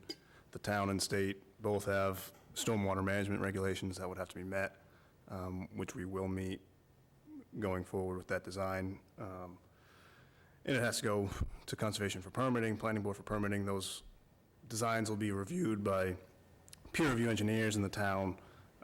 So the drainage stuff is pretty straightforward as far as regulatory requirements. Will you have an environmental engineer? So I'm a civil engineer. I do stormwater design. Yep. But environmental engineer. For what aspect? Just to the effects of project, chunk out of that hill, the kids all go sliding over there. I know the scope of the hill, it's huge. So you're cutting way into something and leveling it like what was done at Burgess when they took the whole hill out with a kid slid. There's a lot of land being removed there. Right, so that would be part of the conservation application. They look at all the environmental impacts. Engineer doing any kind of studies as to where everything is going and the impact. No, there's no need for one. I had to hire one to put a roof over my deck. Well, Well, Well, the correct. town's going to have to hire the necessary consultants to address any issue, whether it be traffic, whether it be conservation, whether it be wetlands, whether it be whatever it is. We're going to have to hire the appropriate experts to address those concerns before the regulatory boards. Yeah, absolutely.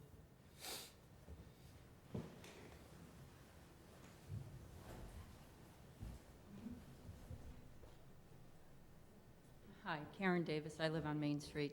I'm also the proponent for the Agricultural and Equine Center. One of the things, I've met with you guys before, I've met with Annie a number of times, and when we discussed what we were proposing up at the center, we had talked about the study that was done and the need for this field in addition to what we might provide. So I'm wondering if you could speak to that. And also, you know, we've talked a lot about the fields, but there's a lot of other things you guys are doing here. You touched on the ADA. Can you talk a little bit more about that and what the other things that are a part of this project that are needed in town as well? Absolutely.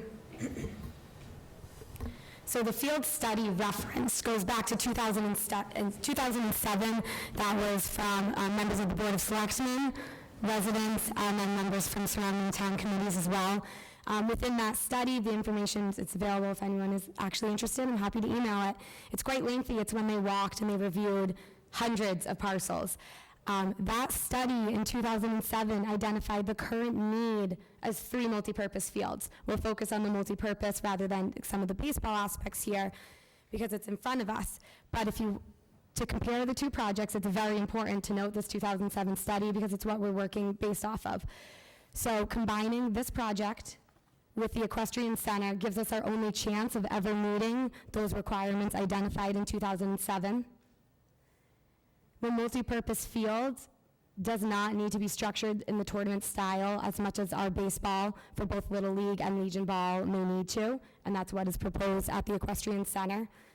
But having the availability, the fields being spread out, alleviates your traffic concerns. We're in a close enough area that we can still have game days and not be going from Brimfield to Brookfield to, if you're overlapping a lacrosse season, I don't know, Newton or some of the further locations that you're trying to get your 3 children to in one day. So that is where the identified needs is referenced from, the 2007 field study. That's what I brought up originally with the equestrian project. So we're starting with 1 field. We have the option to partner together and have more presented with us.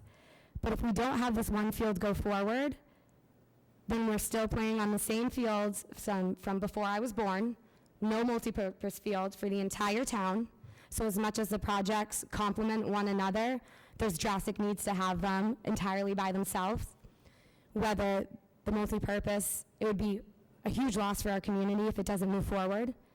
It would be a help for us if the Equestrian Center does move forward, but it's not hitting our immediate need. It's not hitting really the needs of your community and your youth leagues. So I'm happy to share information on those studies. I'm happy to share information on all of the properties that were reviewed. Plimpton was brought up twice tonight. I just think it's something to remind everybody, because this will be recorded and posted, is Recreation Committee did not bring Plimpton forward to you to purchase. That is what happens when a large property is purchased without knowing all of the nitty-gritty to it. Everything from, we had the protected species there is one of our largest issues. So it sounds easy to find another parcel and just buy it and move forward with, but that's exactly what had happened with Plimpton. That hurt the community and keeps being referenced here.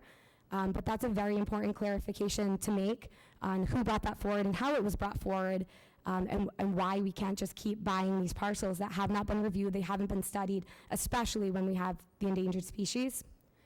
So for the projects here in front of us, we've been talking about the multipurpose field a lot.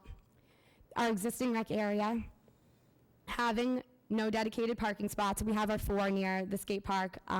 They're not labeled, they're not accessible, they're not easy to see. So in the future, when you arrive at the rec area, we're hoping to propose you have ADA compliant parking spaces near the tennis courts. From there, you're going to have an ADA accessible path that can bring you to the bathrooms, it can bring you to the playground, it can bring you all the way down to the waterfront, and this is for everybody. ADA all the way to a wheelchair that can go across the beachfront. Right now, as you all know, there's nothing preventing people from parking on the road, over the curbing, destroying the curbing. There's a lot of areas that have no curbing, no parking, no signage. The cars are allowed to back out into the summer program, which says enough within itself. We are protected under open space as being a recreation area, but when is that going to end? When we're a fully functioning recreation area that has not been brought up to ADA compliance since it's been built. So I've touched upon this very briefly, but just referencing again, this includes playground updates as well. The poured flooring that you find at Burgess is required. That brings the curbing and the playground fencing updates as well. But as much as we're talking tonight at the multipurpose field, it's very important to note the parking spaces are for the recreation area. It's full recreation enhancements that's going from your lakefront to the back of your parking. We've touched upon the stormwater runoff and those concerns very briefly, but I don't know if we've really talked enough about how this turf field acts as a filter. When I am down there, especially after the rain we've had, I know what you mean on the stormwater runoff. I could have put a kayak in the middle of the road after one of this, and I was stuck down there for so long. It's not a functioning rec area. It's never been designed for it. You have nothing, and you all see it, we keep referencing, you have nothing stopping everything from that hill coming straight down. So maybe now would be a good time to kind of talk about how that turf field can act as a filter for the water. Maybe we could get any explanations on how it redirects or does not redirect. But speaking, and we have not gone to Conservation Commission, but we've spoken with the agent to touch upon any red flags. But all of these improvements, we're hoping will alleviate your concerns because we hear you loud and clear about the stormwater runoff and the traffic assessments. But if we aren't going to do something now with this project, it's never going to be handled. How much worse is it going to get in the next 5 years?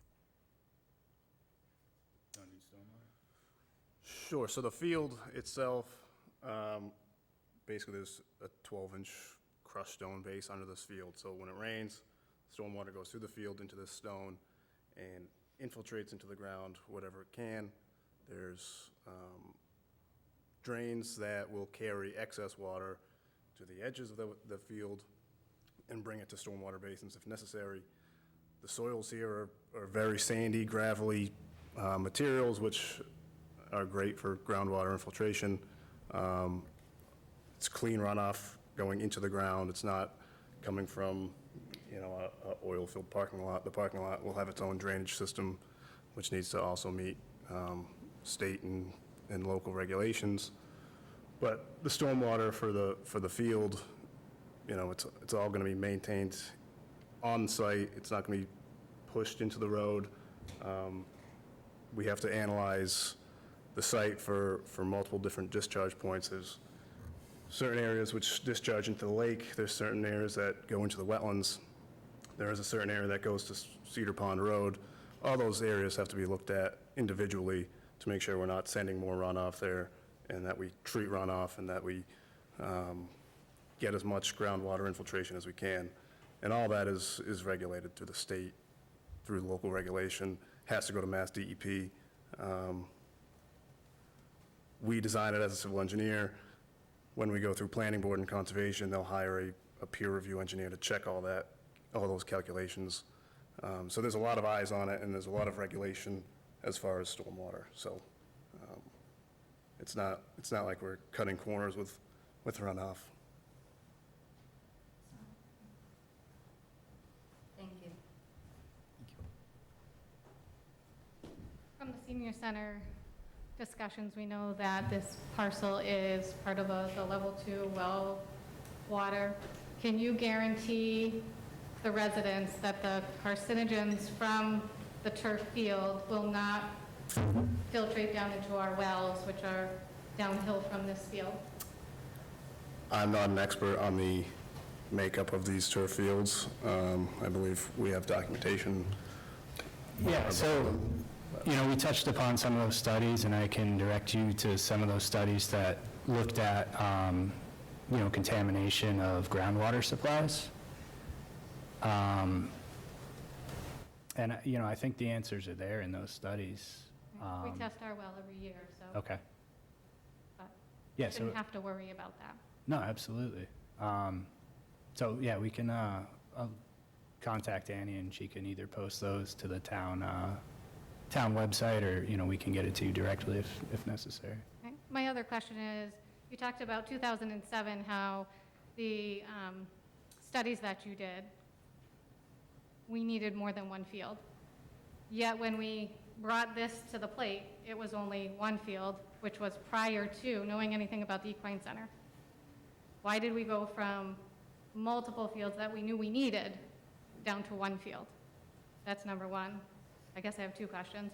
So my other one would be, now that the senior center was moved back to 480 Main Street, what's to say that you won't now pursue putting in another field in this area and now taking away the vegetation that is there? The trail system that you guys built behind Burgess, which leads into the trail system here. So what's to say that you're not gonna pursue more fields here? That trail system on 70 Cedar Street is not sanctioned by the Trails Committee, okay? And that is town property, so the town can decide what they would like to do with it. Those trails were just made over from years and years and years of people using them. And like I said, they're not sanctioned by the Trails Committee, so as far as the town is concerned, that's the town's property. I understand. But is there any future for expanding in this area that we should know about? Not that we know of at this time, but I can't guarantee it. The funding was declined For the senior center, to its to expand? for this past June town meeting, when we brought forward, because we wanted to bring the most optimal design forward, but the funding to expand our design onto 70 was declined. And following that was when Recreation Committee had focused their efforts to 60 only. But, correct me if I'm wrong, but the message was received on 70. Do you have any funding for all of these things that need to come about, the studies that still need to come about, the environmental studies, the traffic studies? Do you have any funding incorporated into your money for those? Mm-hmm. That's already incorporated Yep. in this? Mm-hmm. A lot of your questions and issues, I think, will be resolved during the design and permitting stage. Okay. It's just a hard nut to swallow when you're asking us to approve a $10 million senior center, approve a $5.4 million ball field, DPW, road work. It's a lot to take in that we're going to be going forward at this town meeting. There's no DPW question on this town meeting, Right, thank you. and there's no road paving question on this town meeting. So I have to say, I mean, I'm in favor of all those other improvements, the ADA, so it kind of makes me sad that they're on the same, they're together, because it'll pain me to not vote in favor of those improvements, but they're together, so. And I've been to multiple Trails Committee meetings, so, and I know that it's not the Trails Committee's decision, it's BOS decision, but we are in pursuit of trying to get those trails incorporated into the master trail plan, because they line up and check all the boxes of that master trail plan for the town of Sturbridge. Extra mileage, connecting a neighborhood, so that people can get from that neighborhood all the way down to Route 20 in the center of town, and that can happen, and they connect to the Burgess Trails, it connects to the rec area. I walk those trails and walk through all the way down to Route 20, weekly, daily, so we're in pursuit of that. And then I just wanted to see if you've factored in budgeting for someone to monitor the field on game days. Currently at the high school, a gentleman, I believe his name is Ronnie, is literally there for every single game to stand there and tell people not to go onto the field with Gatorade or any fluid other than water in their water bottle. He is paid, he sits there for every single game that is played on that field for youth sports. So since this is also an organic field and I think would be, harmed by beverages other than water, if it's the same field that's going in at Tantascwa, have you budgeted for someone to literally sit there for every single game and every single practice, because he's also there for every practice? So that's something that you should, if you haven't taken it into consideration, you should. No, but what you're asking for is not part of the building project itself, okay? But this is stuff, Brought up is the ongoing cost, right? It's the ongoing cost of this project. You're asking us to approve a field, but part of the ongoing cost would be the town paying for someone to sit there and monitor the use of that field, so. well, the town is going to give, every year we get a budget. Yep. And that will have to be budgeted for, and it will have to go for the finance committee. For sure. No, I just thought, Okay, I just but- didn't know if that had even been considered or thought of, because that is something that happens at the high school. But this is going to be done in, it's going to be I in understand. phases, you know? But- And some of these questions that you have are very good, legitimate and everything, but it's not something that we're going to be able to resolve now. Oh, no, I know. And But yeah. don't worry, I'll go to all the meetings. Oh, I'm sure. And Tara, even with those, what we end up doing is the leagues typically, the leagues use the high school fields, we have to pay. I know. Yeah, so it's, and I don't think as a town, we'd want to charge a league $75 a game, which is why we want to take control of the field so we can schedule something better that would be benefit both of us. Yeah, believe me, lacrosse pays $5,000 Yeah, for the season. yeah, so. yeah. Hi there. I'm curious at the, I guess, altitude that the field will be at. I know you have to cut down a big hill. How high will that be compared to, say, lake level? What the field level will be versus the road level? Yeah. What we're at, 605?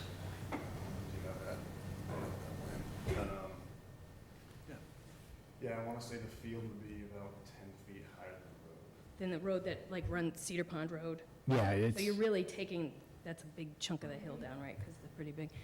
And then the 70-foot lights will stand on top of that, so you're looking at like a 7 or 8 story type building size where the top of the light will be from the road. You're thinking 80 feet? yeah, so, yeah, compared to the road, the lights would be 80 feet tall, but, you know, next, on the field level, they're only 70 feet tall. Yeah, but still, it's pretty high. I mean, you talked about the lights maybe not spilling over the field, but I live across the lake, and I think Alan had mentioned for people on the east side of the lake, you'll even see, I think Lee said she could see the basketball lights from around the corner. So now you're going to be illuminating that whole area. You'll be seeing the lights from all around both sides. Yeah, so one of the benefits of the LED lighting is you can focus them, so there's very sharp cutoff. So, you know, we have more control of it, but yeah, I mean, You'll see you'll see the halo type. in the yellow, Yeah. That's the parking lot. Right, the parking lot. Yeah, the parking lot lighting. Okay, just want to be clear. And so, is there going to be a study done on light pollution as well? Is that part of these studies that we're doing, that ecological studies and the Conservation Commission, is that? Yeah, I can't speak to that, I don't know. I'm sure the planning board's going to want a photometric of the site. Okay, cool. And I know you guys seem like you're really in a rush, like you could get a field up and running in a year, but my experience just with like a small homeowner addition, for the Conservation Commission to consider something like this, I mean, is a year really something we're looking at, or you think it's going to be a couple years by the time? We've been working on this for 2 years now. No, I understand that, but Yep. from this point, if we approved it, you still have to go through Conservation Commission and all of that, right? Like that? Yeah, yep, absolutely. That won't be like 2 months and then building it for another couple months. No, I mean, it moves, it's all been accounted for in a timeline, so, you know, we're confident that if everything goes smoothly, it would be constructible in the next year, Well, if everything goes smoothly.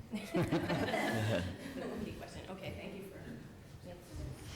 I just had one other question. I couldn't tell from the map that I saw on the town site. Abrams Road, what's happening to that? There's a driveway. That's a, well. Yeah, it's that's road, a, But it's the driveway. But what is happening to that?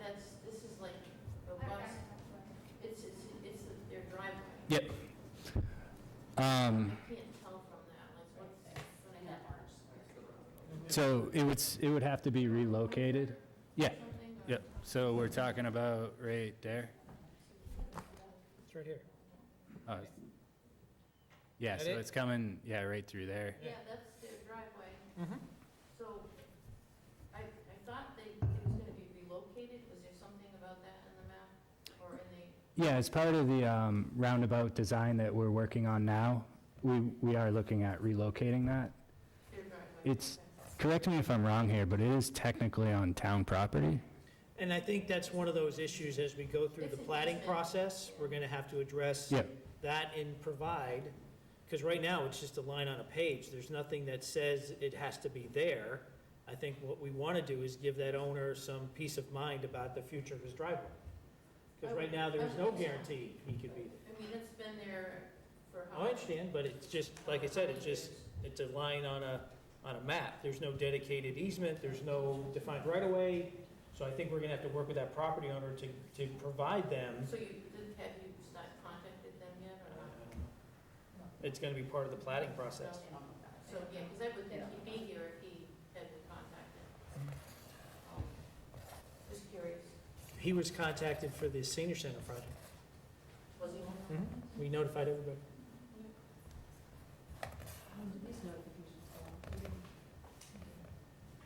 I have another question.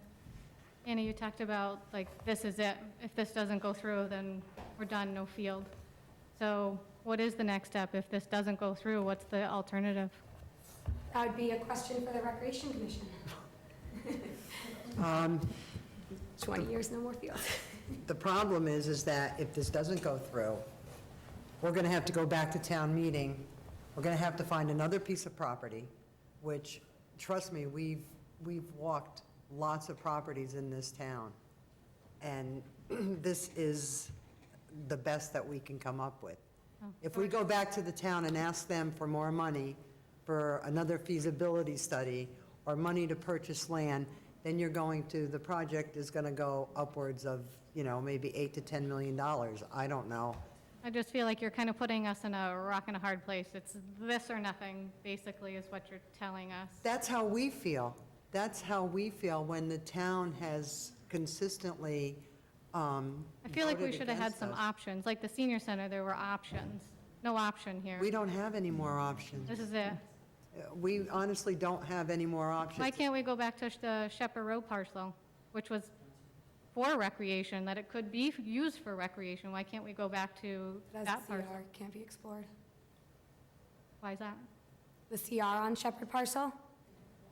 It's a restriction, yeah. I understand, but that's what it was purchased for, when that piece was purchased. Yep. For ball fields. Yeah? Yep. Actually, it was donated, wasn't it? You donated, yeah. That was Donated by donated. Mr. Shepherd, yep. That also goes into all the list of But properties. So it's kind of concerning of why we couldn't use that piece and how it got put into conservation. But that's it. It's like every place that we wanted, we've come up with a roadblock. And now you're taking this project with the ADA and you're putting them together. So now, once again, you're saying, well, now we got to vote for it, because if we don't vote for this, then we're not getting ADA. So I'm not sure why they're not two separate. Like, the ADA, that should have been taken care of already. Like, that should have been in the works, not waiting for the ball field. Because that you can get grants for, you said. So I'm concerned why these two are put together in one project. The and not feasibility separate. study to receive the funding to begin the ADA was funded in 2019. Okay? Right, but they're still one project? They're not two separate projects? ADA. Because they proposed a recreation area enhancement, so by the full site plan, we can continue applying for grants.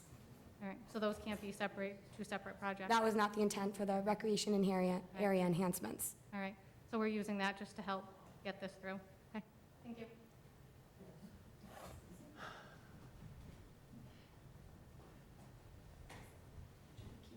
Andy Thomas. I'd like to just help out. So I'm the facilities manager for those of you who don't know me. The ADA came about because the field project value triggers the 521 CMR state code that says if we put a certain dollar value into this parcel, which is much larger than the small field area, that we have to bring the whole thing up to compliance at that time. So that's how these ADA accessibility improvements got added to the field project. And the other point is, just for an example of the lighting that would be put in here, the town barn lighting project at the Little League field was just completed earlier this year, and those are the same exact lights, the same exact LED forecasting, very limited, very targeted.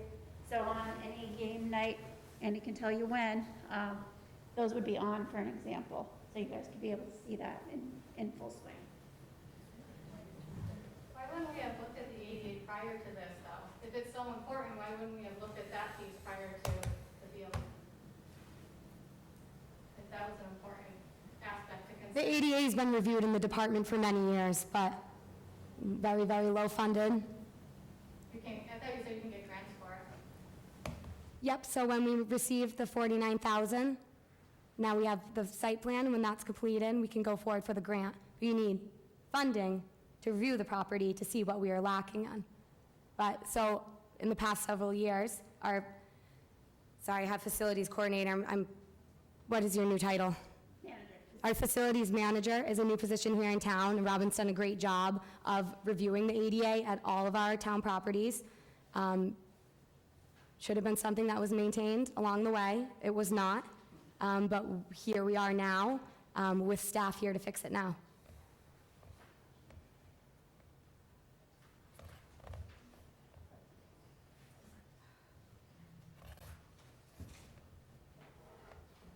Hi, my name's Kathy Moore. I have a few questions. First, I understand the whole project is going to cost, what, 5-point-something million? At this point in the design, that's kind of the number we're at, but, it's going to be refined as we move forward. Okay, I just have a few things I'm curious about.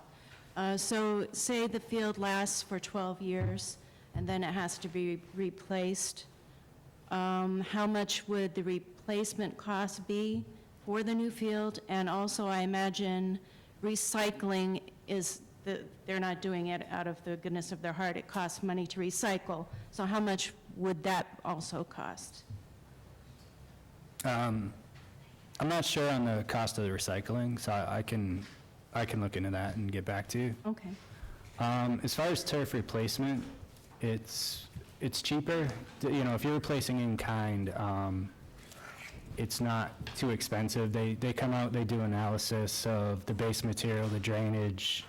At that point, they see what can be reused.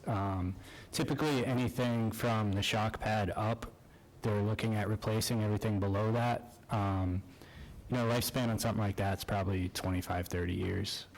And then the replacement of the turf, they pull out all the infill material. A lot of that can be reused. The coconut fiber materials, sometimes they have to, supplement that, okay, we can reuse 50%, we got to supplement 50, whatever that is, they make that decision at the time. And then to replace the carpet, I think it's typically probably $5 to $6 a square foot. So, that would equate to maybe a couple $100,000 on this. But I can get back to you with a better price number on that. Okay, thank you.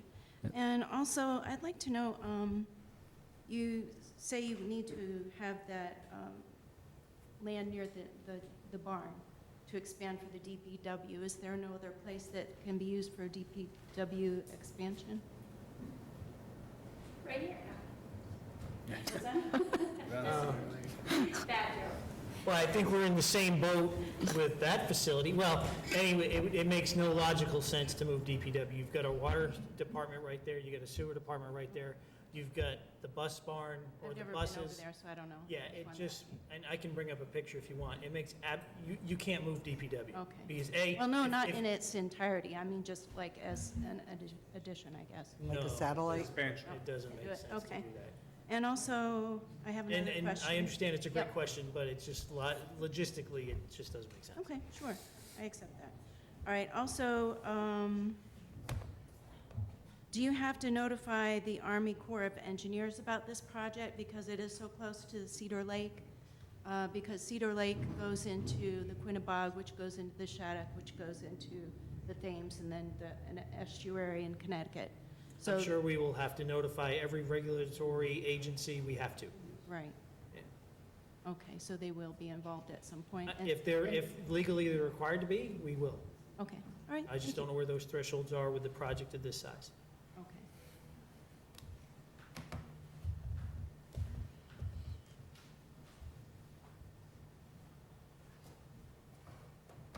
Sorry, I have so many questions.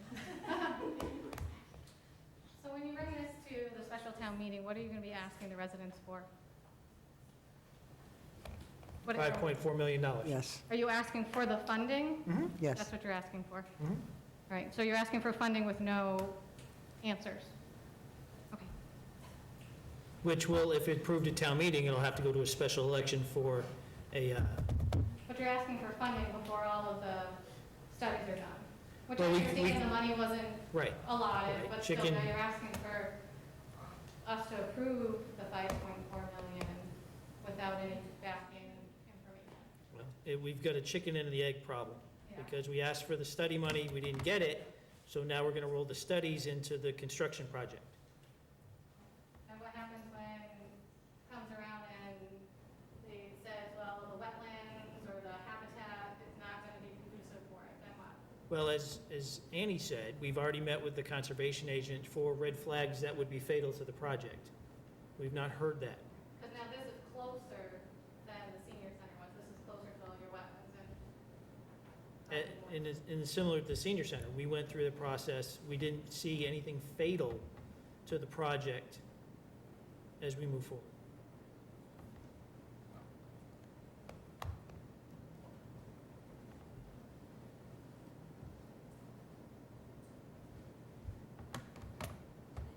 Anyone has any other discussions, any comments from rec committee? I think I've heard enough. Is there anyone who hasn't had an opportunity to speak or anyone else that has questions tonight? And just one quick thing, actually. I've heard, obviously, from you guys. I appreciate all of your input. It's something that we need to look into, obviously, in some areas. One question I actually had was, as far as the scheduling of various games and whatnot at this location, people obviously have an issue with the lighting. So what are the latest times that, I'm not sure, obviously, how late these games go. How late are we talking about? Like, would these, the light flooding the skies and everything as they're asking, how late would this go, where this could be? Currently, the lights are on at Cedar Rec area until between 10 and 10:30. Your youth So it'd be children are not similar going to be playing until 10 at night every night. So it'd be similar time to the basketball It court? would not be as late as the basketball courts. Okay. So then a lot of these, not to shoot down your questions, I really appreciate them, obviously. I just want to better understand. So these lights wouldn't not necessarily be as much of an impact as the current situation is right now, theoretically. Theoretically, we had some questions on, they are mounted higher, that's one point, but it is a existing recreation area that has LED lights that go later than your youth children are going to be playing. Does that answer? Yeah, thank you. Sorry. That's okay. One quick question. So I believe Wednesday, there's a meeting with the Board of Selectmen for warrants for the special town meeting. Is this definitely on the special town meeting for October? It's on the warrants they'll review, So they'll be reviewing this warrant on Wednesday? yes. Before it goes to CPC? We've Yes. already gone to CP, sorry. But it's on CPC's agenda The for Thursday. number, it's, the verbiage is in the article. We're still working on the number, the dollar number that will be in the article. But the article itself is in the proposed warrants. So it may have to be adjusted after Thursday then? Is that what you're saying? Yes, Correct. the final number may be adjusted after the board After the sees it for the CPC. first time, and then they could revisit it Monday evening at their October 4th meeting. Okay.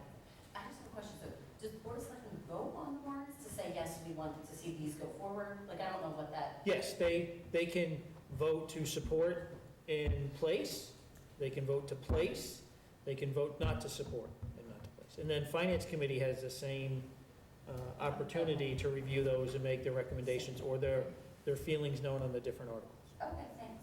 It's gonna be a long October meeting. Well, I think there's 8 articles on the warrant. How many? 8. Oh, first, because it's just special. It's Oh, that's special, true. right. Yeah. It's less. Okay, thank you. So again, I just want to reiterate that some of the issues you brought up, we can't resolve tonight. We can't resolve them before we go to town meeting, but that we will do everything in our power to work with the residents in that neighborhood so that you're comfortable with what we want to do and we're comfortable with what you want. And we'll try and, we'll go back and forth and see what we can work out. And hopefully we'll be able to come up with an agreement that'll work for all of us.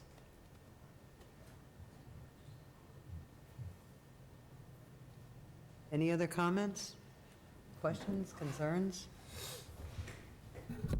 Make a motion to adjourn. Then I'll make a motion to adjourn. Second. Any discussion? No? No. All in favor? Thank you. Thank you.